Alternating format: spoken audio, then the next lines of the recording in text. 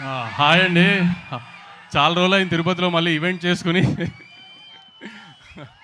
Actually అందరూ నాగేశ్వరరావు గారు మనవడు, నాగార్జున గారు అబ్బాయి అఖిల్ చాలా ఆరగెంట్గా బిహేవ్ చేస్తారు, ఇది అది అని అనుకుంటారు. కానీ ఈ సినిమాలో పాపం ఆయనకి నేను ఎక్కువ స్టార్ హిట్ ర్యాండమ్స్ చూపించా, ఆయన నాకు చూపించడం కంటే.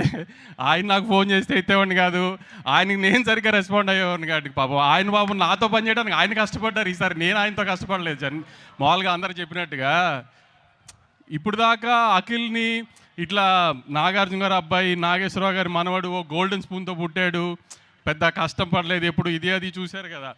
లాస్ట్ 1 వీక్ 10 డేస్ నుంచి ట్రైలర్ వచ్చినప్పటి నుంచి, సోల్ ఆఫ్ లైన్ వచ్చినప్పటి నుంచి మామూలు బయట ఫ్రెండ్స్తో కానీ ఎవరితో మాట్లాడుతున్నా అఖిల్ ఫస్ట్ టైం కష్టపడినట్టు కనబడుతుంది కదరా అనేవారు. ఆ ఒపీనియన్లోకి జనాన్ని తీసుకురావడానికి అఖిల్ గారు 1.5 year నుంచి ఎంత కష్టపడ్డారో చూసేవాళ్ళం మేము అందరం.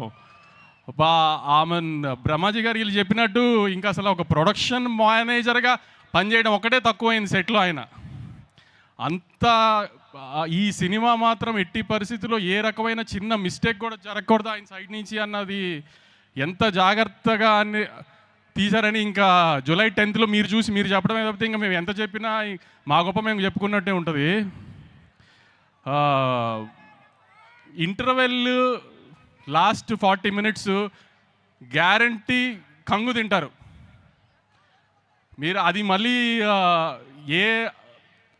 ఒక మాస్ సినిమాలో ఎలా రెగ్యులర్గా ఉంటుంది ఇంటర్వెల్, అలా కాకుండా కూడా అఖిల్ ఒక మాస్ సినిమా చేస్తున్నప్పుడు ఎలాంటి రెగ్యులర్ ఫార్మాట్లో ఉండకూడదు అనుకుంటున్నాము, అది ట్రై చేసి మరి పెట్టుకున్న ఎలిమెంట్స్ అవన్నీ ఖచ్చితంగా మాత్రం 2-3 చోట్ల సినిమాలో మాత్రం సర్ప్రైజ్ అవుతారు డెఫినెట్గా.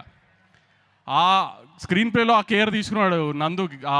అందుకే అఖిల్ చాలాసార్లు చెప్పారు ఇది ఒక భారతం మహాభారతం అని. ఎందుకంటే ట్రైలర్లో నాగార్జున గారు ఒకటి చెప్పినట్టు క్యారెక్టర్లు రంగులు మారుతాయని, అలా ఒక్కొక్క క్యారెక్టర్ ఒక్కొక్క షేప్ తీసుకుంటున్న కొద్దీ అఖిల్ గారు దాంట్లో ఆ కథలో ఎలా ఫ్లోట్ అయ్యారు ఏంటి అనేది చాలా బాగా స్క్రీన్ ప్లే చేశాడు నందు. సో డెఫినెట్గా సినిమా చాలా ఎంగేజింగ్గా ఉంటుందని అయితే గ్యారంటీగా నమ్ముతున్నాము. సో July 10th ఖచ్చితంగా మీరు ఎవరు డిసప్పాయింట్ అవ్వరు. ఇంకా ఏ స్థాయిలో ఒక్కొక్కరికి నచ్చుతుంది అనేది July 10th సాయంత్రం నుంచి మీరందరే మాకు చెప్పాలి. కానీ మళ్ళీ బల్లగుద్ది చెప్తున్నాం, ఈసారి మాత్రం అఖిల్ డిసప్పాయింట్ చెయ్యరు అస్సలు.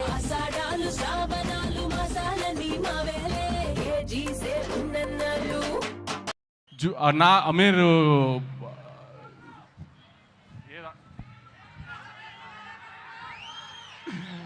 Okay Bhagyashree, thank you. మాకు చిన్న డిస్టర్బెన్స్ జరిగితే ఒక ఫోన్ కాల్లో డేట్స్ అన్ని అడ్జస్ట్ చేసి సినిమా చేసావు, thank you, really thank you very much. Brahmaji గారు ఆవిడ అన్నట్టు నిజంగానే మీకు ఆయాసం వస్తుందండి, అంత కష్టపడి మాట్లాడారు ఎందుకు? నిజంగానే మీరు జెన్జీ అనుకున్నా మీకు ఆయాసం వస్తుంది ఏంటండి? శివాజీ గారు చాలా థ్యాంక్స్ అండి, చాలా మంచి క్యారెక్టర్ చేశారు.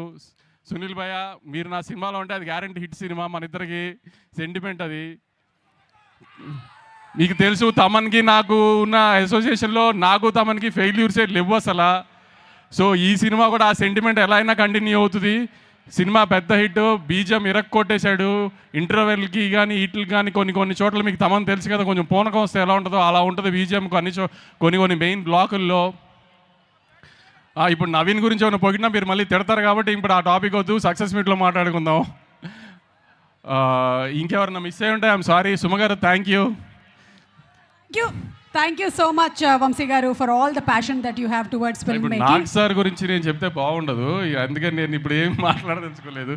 సార్ హిట్ కొట్టేసిన మాట్లాడదాం సార్ మన ఇద్దరం July 10th తర్వాత. Okay, thank you so much Vamsi garu, thank you. Okay, so Tirupati, are we ready for our Lenin?